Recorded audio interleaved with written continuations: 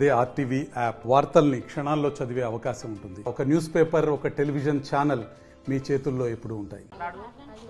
హాస్టల్లో పనిచేస్తున్న వర్కర్లకు సకాలంలో జీతం రావట్లేదు, ఉన్న జీతం సరిపోవట్లేదు అంటున్నారు. మనతో పాటు హాస్టల్ వర్కర్స్ ఉన్నారు, ఒకసారి మాట్లాడిద్దాం, అసలు పరిస్థితి ఏంటి తెలుసుకుందాం.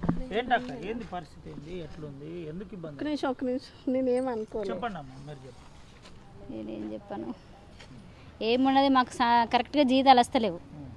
మాకు నెల నెలకు వర్కర్స్కు డబ్బులు మాకు కాంట్రాక్టర్లు వేయమనంటే మాకు వేస్తలేరు. వాళ్ళు వేయమని మేము అడిగితే వాళ్ళు ఏమంటారంటే మాకు వస్తలేదు, మేము వేస్తలేమని అంటారు.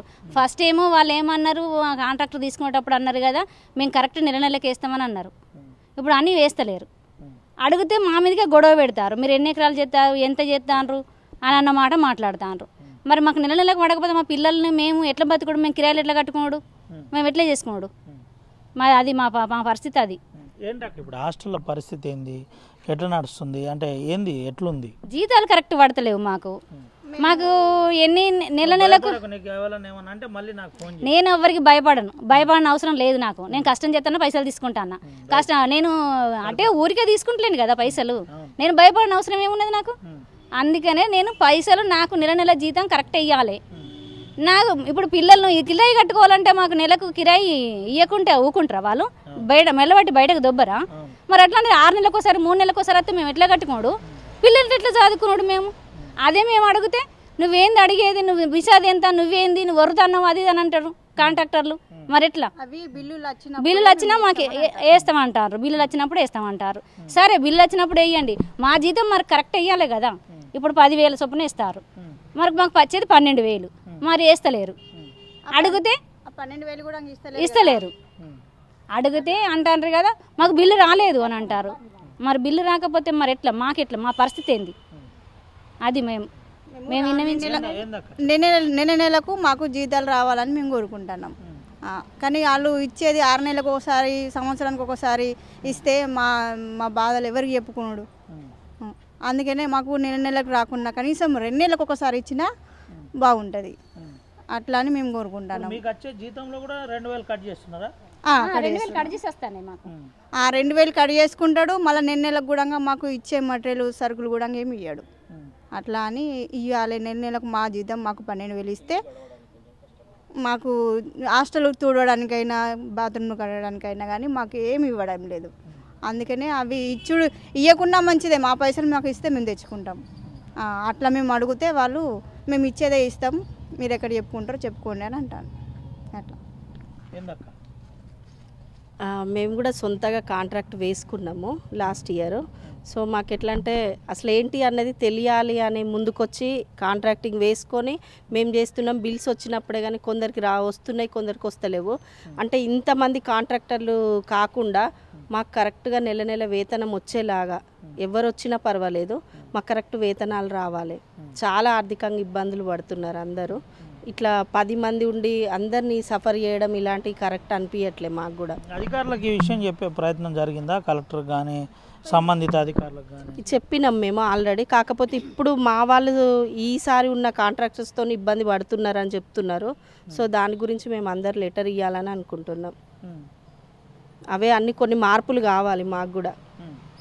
అంటే మేము ఈరోజు అంటే ఇక ఫిక్స్గా అంటే కాంట్రాక్ట్ అయిపోతుంది కదా, దాని ముందు మేము మీటింగ్ పెట్టుకున్నదే అందుకు తెలుసుకొని ఇవన్నీ మాట్లాడుకొని. ఎన్ని నెలల నుంచి జీతాలు రాలేదు? ఇప్పుడు రాని వాళ్ళకి చాలా మంది ఉన్నారు, 2-3 నెలల నుండి అసలు లేదు. నాకు ఇంకా 3 నెలలు అన్నీ వచ్చినాయి, 7 నెలలు వచ్చినాయి, 3 నెలలు రావాలి. అవి ఇంకా బిల్లు కాలేదంటారు, కలవలేదు, సార్లను కలవలేదు. అయితే మేము మీటింగ్ పెట్టుకొని అనుకోని అదే కదా బడ్జెట్ రాలేదని అంటారు. బడ్జెట్ రానప్పుడు మేము సార్లను కలిసి ఏం చేద్దామని ఇప్పుడు అనుకొని మాట్లాడుకొని అందరం కలిసి మాట్లాడుకొని పోదాం అనుకుంటున్నాం సార్ల దగ్గరికి. ఇది పరిస్థితి. దీనికి సంబంధించి ఏంటన్నా ఏం జరుగుతుంది? మొత్తం రాష్ట్ర వ్యాప్తంగానే పోస్ట్ మెట్రిక్ హాస్టళ్లలో పనిచేసే వర్కర్స్కు ఈ రాష్ట్ర ప్రభుత్వం ఈఎస్ఐ కానీ పిఎఫ్ కానీ అట్లాగే ఇతర హాస్టల్ వర్కర్స్కి ఇచ్చినట్టు జీవో ప్రకారం జీతాలు ఇవ్వడంలో వైఫల్యం చెందుతున్నారు. మేము భారత కార్మిక సంఘాల సమాఖ్య ఐఎఫ్టీ నుండి గత 2 సంవత్సరాల నుంచి పోరాటాలు చేస్తున్నాము. ఈ హాస్టళ్లలో పనిచేసే పోస్ట్ మెట్రిక్ హాస్టల్లో పనిచేసే కాంట్రాక్ట్ వర్కర్స్కి అందరికి కూడా ఈఎస్ఐ పిఎఫ్ అమలు చేయాలి. అదేవిధంగా జీవో ప్రకారం కనీస వేతనాలు ఇవ్వాలని చెప్పి పోరాటాలు చేస్తున్నాం. అయినప్పటికీ రాష్ట్ర ప్రభుత్వం స్పందించడం లేదు. గత గవర్నమెంటు స్పందించలేదు, ప్రస్తుతం కాంగ్రెస్ గవర్నమెంట్ కూడా స్పందించే పరిస్థితి లేదు. అదేవిధంగా ఈ వర్కర్స్కు వేతనాలు సరైన టైంలో రావు. ఎందుకంటే రాష్ట్ర ప్రభుత్వం బడ్జెట్ రిలీజ్ చేయడమే 3 నెలలకు ఒకసారి రిలీజ్ చేస్తుంది. అసలు రిలీజ్ చేసిన తర్వాత ఏమవుతుందంటే ఇక్కడ SCDDలో బిల్లులు చేయడంలో లేట్ అవుతుంది. అదేవిధంగా ట్రెజరీలో లేట్ అవుతుంది. ట్రెజరీ నుంచి గౌట్ అప్రూవల్ అంటున్నారు. గౌట్ అప్రూవల్ నుంచి తిరిగి మళ్ళీ కాంట్రాక్ట్ అకౌంట్లు ఎప్పుడు పడతాయో, కాంట్రాక్టర్ వీళ్ళ అకౌంట్లో జమ ఎప్పుడు చేస్తాడో తెలియనటువంటి పరిస్థితి ఉంది. బడ్జెట్ రిలీజ్ చేసిన తర్వాత కూడా తిరిగి మళ్ళీ పోరాటాలు చేయకపోతే సరైన టైంలో వేతనాలు వచ్చేటటువంటి పరిస్థితి లేదు. ఇట్లా మొత్తం ఒక 3 నెలలు 6 నెలలు కూడా గడిచిపోయినటువంటి పరిస్థితి ఉంది. ఈ వర్కర్స్కు రాష్ట్ర ప్రభుత్వం నేరుగా పేమెంట్ చేసేటటువంటి ప్రయత్నం చేయాలి. అదేవిధంగా ఇతర హాస్టళ్లలో ఫ్రీ మెట్రిక్ హాస్టల్లో వర్కర్స్కి ఇచ్చినట్టు ESI PF జీవో ప్రకారం జీతాలు ఇవ్వాలని మేము భారత కార్మిక సంఘాల సమాఖ్య IFT నుంచి పోరాటాలు కొనసాగిస్తున్నాం. భవిష్యత్తులో కూడా మేము సీఎంని కానీ అదేవిధంగా డిప్యూటీ సీఎంని కానీ కలవడానికి ప్రయత్నాలు చేస్తున్నాం. అందులో భాగంగానే ఇవాళ ఈ సమావేశం జరిగింది.